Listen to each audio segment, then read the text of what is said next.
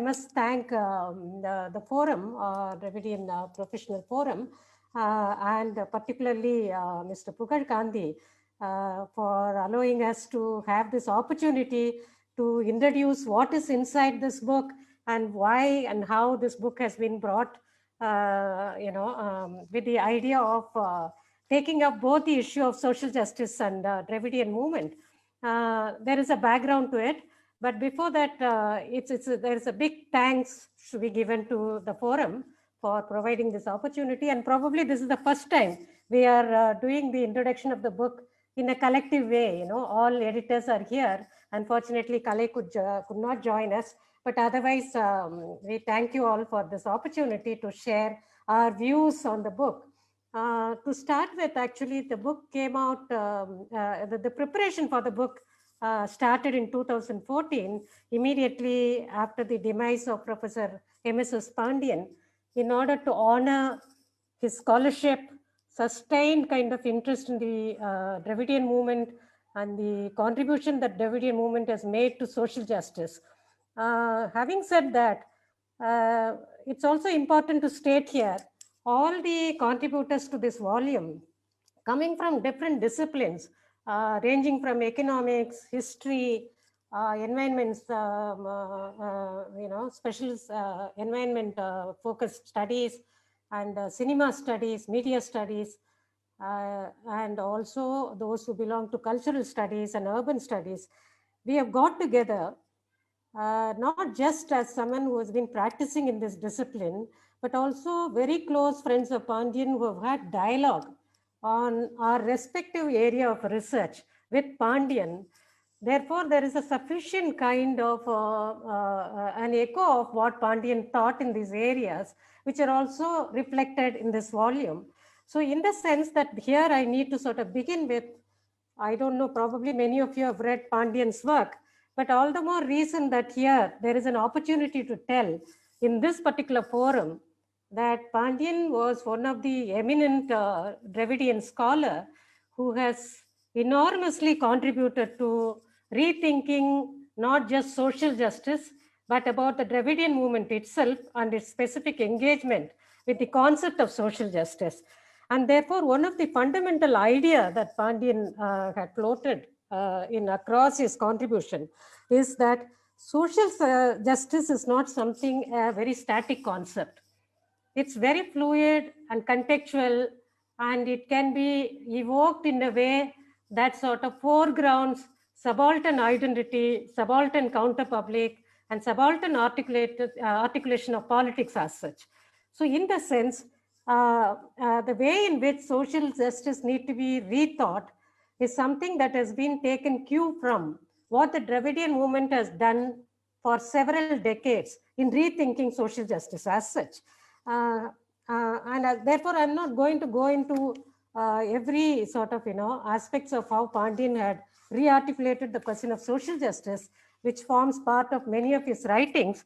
Particularly, I would invite the readers here to go through his last book, The Strangeness of Tamil Nadu, edited by Pandian, which sort of very clearly comes out with the idea that Periya's ideas still are extremely important and very, very critical for rethinking social justice and politics in India. And this he has written around the time when Modi had just taken over in 2014. And Pandian was thinking that, and Pandian's idea was that there is a need to rethink the entire politics and welfare politics of Tamil Nadu against the background of what the mainstream India constitute notions of development that has been aligned with questions of nationalism and national thought. How to diverge from the mainstream hegemonic perception of nationalist thought, which has sort of reduced development to a hegemonic discourse where the dominant caste power controls the discourse of development as such.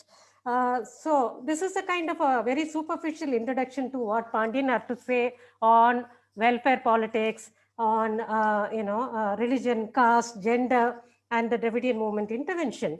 To put it very provocatively, why this volume also came about around the time when we discussed it, we very clearly thought that there is a need to trace the genealogy of social justice discourse as far as Tamil Nadu is concerned, that should sort of start with somewhere around the time when Justice Party had come up with the manifesto, 1916. And very provocatively in the introduction, we have also said that over a century, after a century, that Pandian's book on Brahmin and non-Brahmin becomes another manifesto that sort of reflects on what the Justice Party manifesto stood for, the concept of social justice.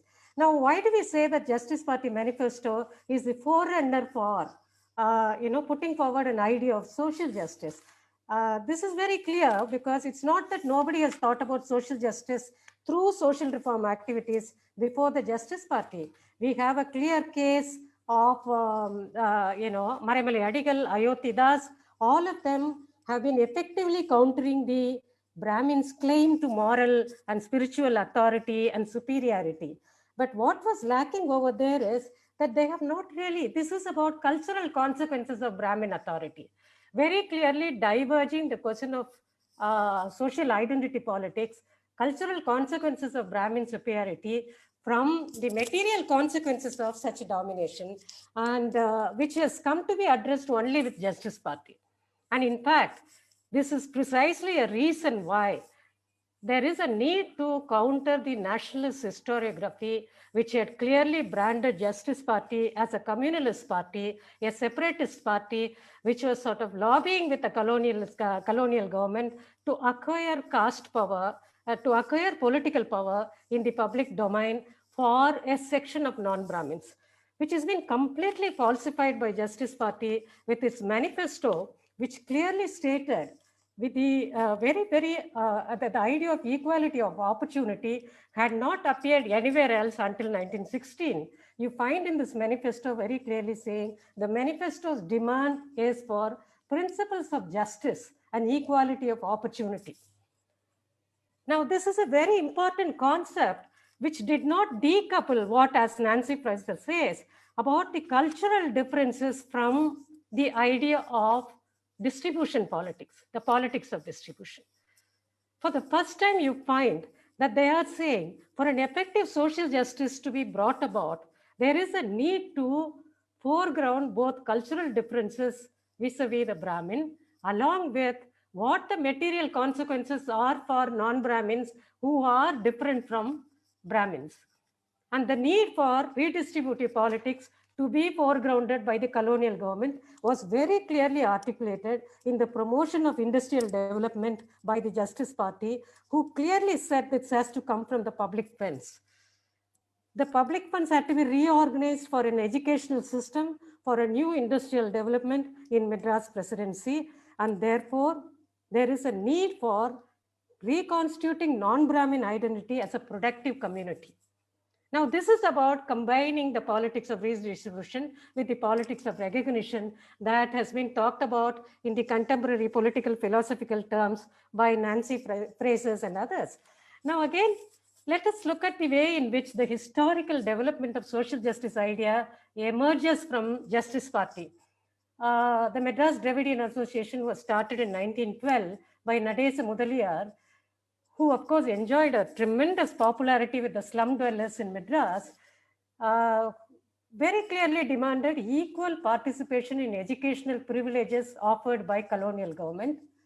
And then he started the Dravidian home for non-Brahmin students.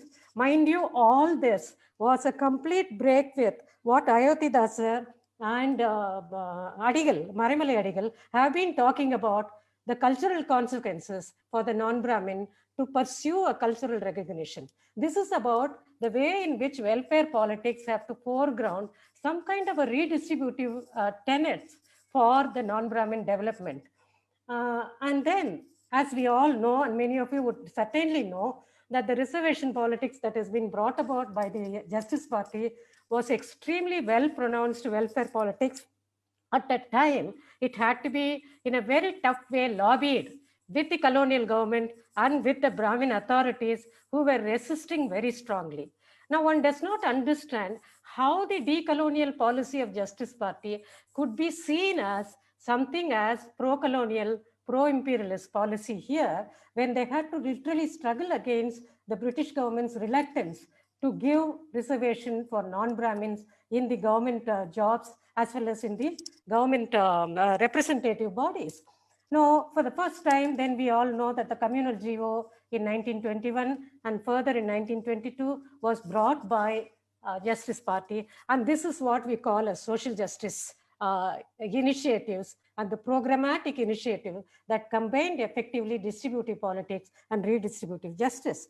Now, keeping all this in mind, of course, now the contemporary context where we know in DMK manifesto, the most controversial aspect of, providing 1,000 crores for temple renovation, and along with equal importance to, Archagar rights for every community, goes back to the Justice Party's Hindu Religious Endowment Act of 1927, which ensured that the committees of elected and the nominated members have to come from various castes who would exercise control over temple wealth.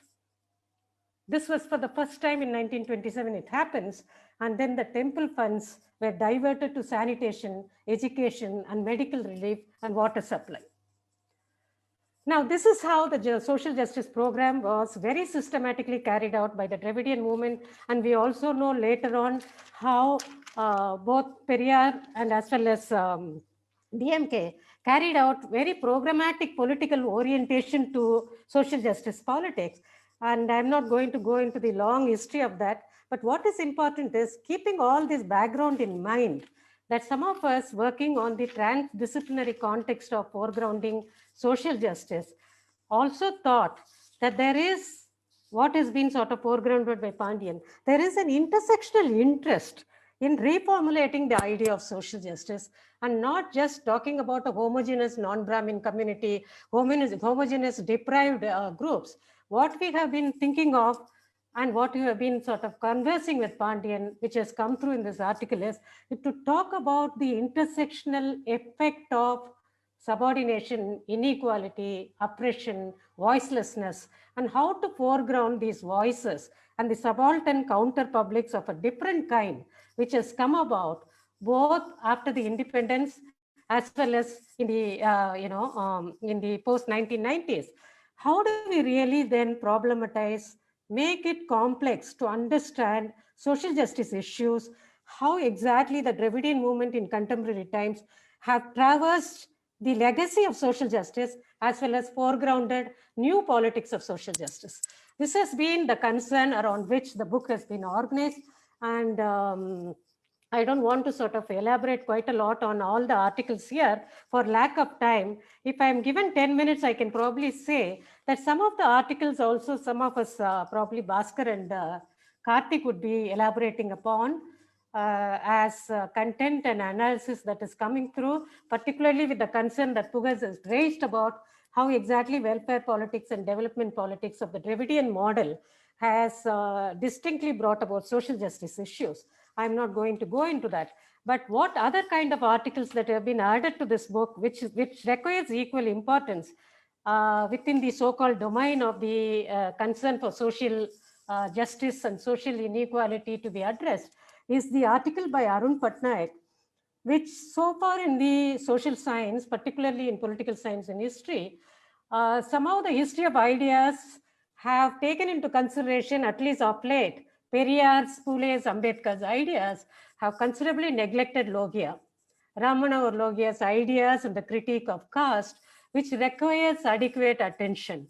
Therefore, we thought any rethinking of social justice need to concern itself with what is that critique of Logia on caste that sort of aligns with Periyar's ideas, that also moves beyond the conventional understanding. Caste is all about hierarchy and dominance and not about how exactly caste as tradition, caste as some kind of hegemonic internal values that circulates several forms of inequality within the caste system that needed to be addressed. Along with Periyar, Logia had expressed concern about creating a counter traditional values which would transcend caste as an eminent kind of a place within our kind of social relations. So this is where we find there is an internal criticism that emerges that Arun Patnaik brought to the fore to look at the way in which power of inequality is legitimized through practices of caste. So this is very important because the critique of endogamy, critique of unequal gender relation within the caste system, all that is possible only when there is an internal critique of caste, which could be called as anti-caste politics altogether, and not only seeing caste as two different castes placed hierarchically, contesting each other as a homogeneous two caste groups. The internal variation within caste is produced through several inequalities enjoined or several inequalities provided to different groups within the caste, which need to be intra-caste variation that need to be critiqued. Only when you do that, then we will be able to talk about anti-caste politics, and therefore Logia's ideas become important. Again, when we talk about social justice, by and large, we have been talking about Dalit question, we have been talking about non-Brahmin political space and the conceptualization of social justice. We have not really adequately paid attention to tribal communities. This is precisely a reason why we thought some of the scholars who have been in conversation with Pandian on the idea of social justice and tribal communities, that has been put forward as two important papers in this volume. One is about the Kani tribes in the Western Ghats, how exactly their identities have been sort of essentialized. In a way, it has been produced as something very homogeneous, and therefore they've also been excluded from the way in which officially constructed ideas about development, and where the tribal interests have been sort of marginalized. And this goes back to colonial discourse about tribes, which need to be sort of problematized to look at the social justice for tribes. And similarly, the case of how exactly state processes and governances, as we said earlier, and it's also prevalent in the book's discussion, social justice is not a static category, and it's about process. And these processes deliver certain kind of discourses about how exactly social inequality come to prevent access to social justice for marginalized groups. And these are highly contextual, and therefore Ajit Menon has talked about conservation governmentality and how exactly it marginalizes and renders the tribe in a different kind of a spatial articulation, which sort of which also equally claims a subjecthood, but that is provided against the other powerful group who also articulate conservation ideas. And therefore, the knowledge that is created by tribal groups is subordinated to knowledge that is created by NGOs and other powerful groups about the tribal community, which is again the question of social justice here, which need to be looked into. And again, I want to talk about a little bit on, very briefly, to touch upon my own article and Ravi Vaiti's article, which are primarily a historical account of looking at the manner in which manifestos crucially become instrument in foregrounding the idea of social justice. Now, I have talked a bit about the Justice Party's manifesto. Then what is the purpose of the manifestos, political manifestos on the whole? It calls for a new collective which should collectively engage not just with certain interest, but it foregrounds a particular vision and ideology about social justice, and that sort of reads the need of a modern development into the collective identity making. And therefore, what happens with this political manifesto is it informs the need for education, need for a new public sphere, need for political representation, and need for new articulation of a modern self.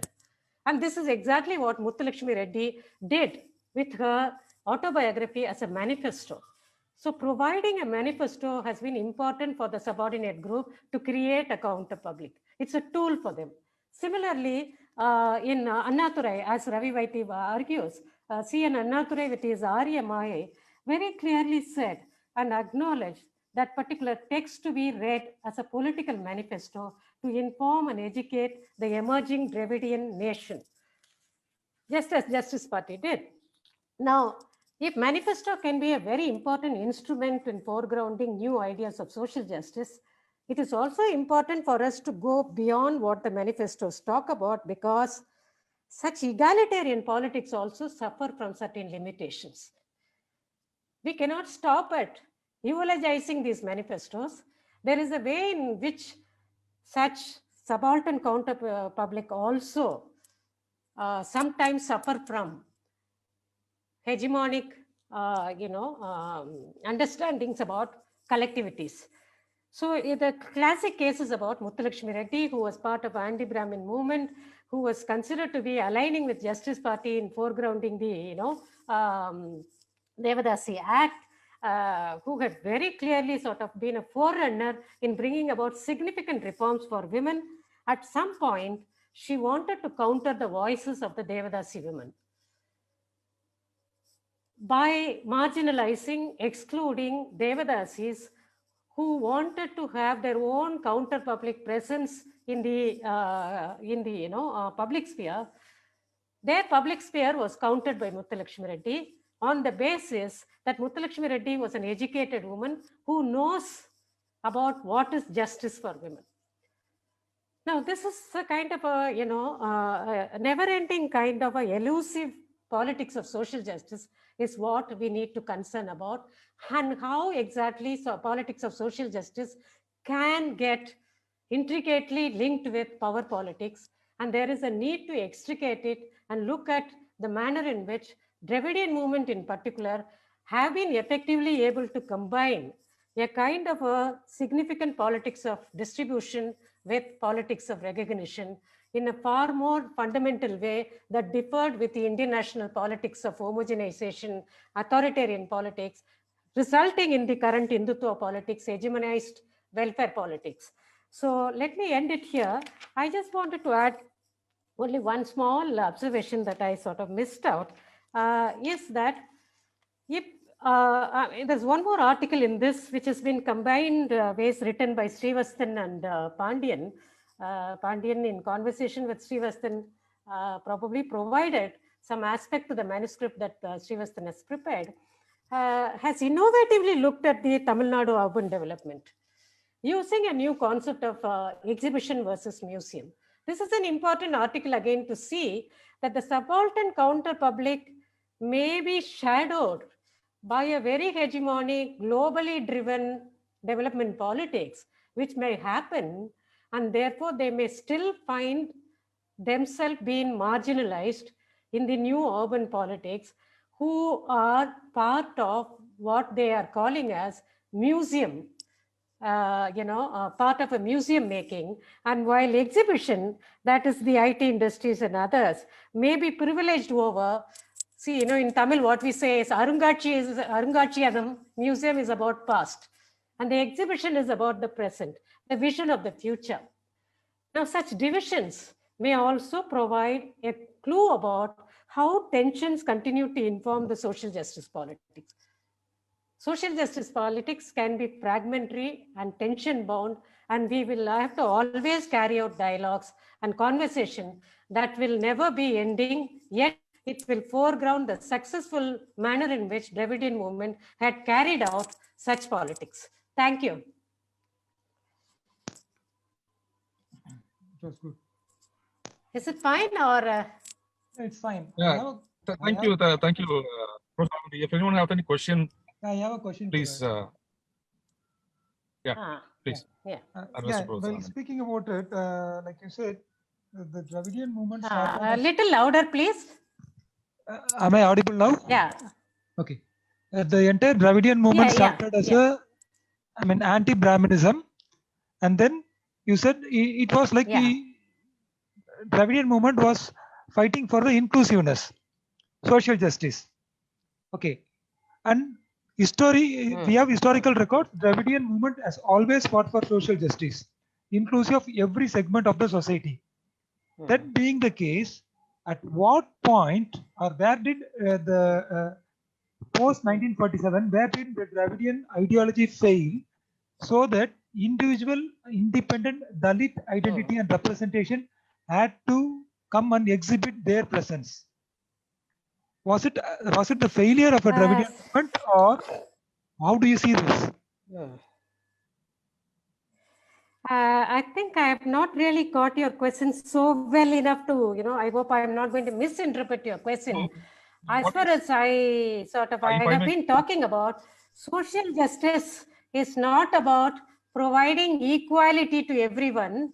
It is about foregrounding those marginalized in the social, political, economic arena, foregrounding their interest and talking about equality of those marginalized along with others.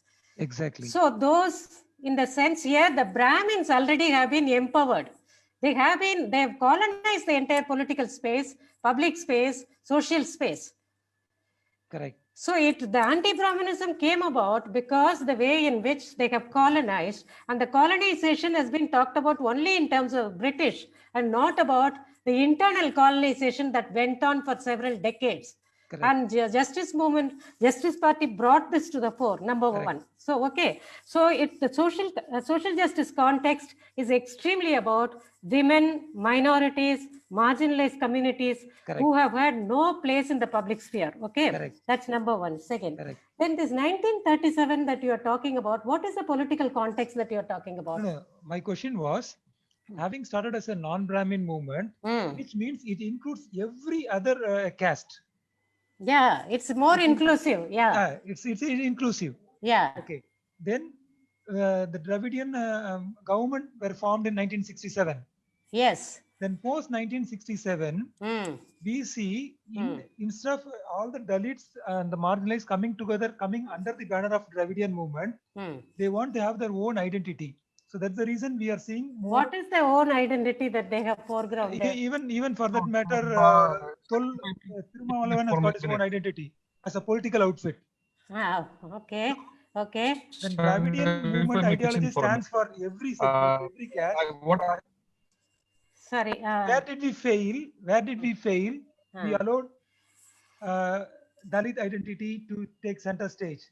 So let me just put it this way. History as a complex phenomena and the processes which we cannot talk about success and failure at the moment, because I need to discuss the 1967 as a very significant departure from the earlier social political movement of the Dravidian movement, which has sort of shifted to an electoral politics, which has been, even as a electoral politics, countering the Congress has been far more inclusive in terms of its representational politics. Correct. And several revolutionary aspects of legislations have been brought about in continuance with what the Dravidian movement did earlier. I agree with you that to a large extent, the language identity, instead of taking into account the intersectional politics of gender, caste, labor, and everything, to some extent played a very important role in the anti-Hindi agitation in the 1965, probably had marginalized several other interests and needs at those moments of peak of protest which foregrounded one particular identity. But all movements at several points of time privilege and disprivilege several identities in order to bring about cohesiveness and collectivity. This is very important for any movement. Let's take the feminist movement, for instance, which has always been talking about distribution politics, but is forgotten about the cultural differences as very much within the women's politics, had to rethink its own politics of redistribution. So this happens with all movements, social movements. Okay, I mean, I think probably. No, basically, I'll if I can have your email. Yes, I will pass on my email. Yeah. Probably not to be mistaken. My question was to be put in a blunt way. Dravidian movement. We cannot have this sub-question, Jaishankar, please. It's your personal view that the Dravidian movement has failed. I also hold a certain criticism against movement. Yeah. Fine. I got it. For the want of time. Jaishankar, that's it. Jaishankar, please. No, the issue, what Jaishankar asked is something different. What Jaishankar asked is, can we say that Dalit uprising is... Sorry, I'm not able to hear you. This voice is getting cut. Because that Dravidian movement has failed. Sorry. Is it my internet or yours? Uprising of the Dalit uprising, Dalit movements uprising. We say Dalit movements. I think my internet connection is unstable. Can you hear me now? No, yes, I understand that there are varied kind of. I would like to invite the next speaker. Yeah, why don't you put it on the chat? Put it on the chat, then I will answer later. Hello.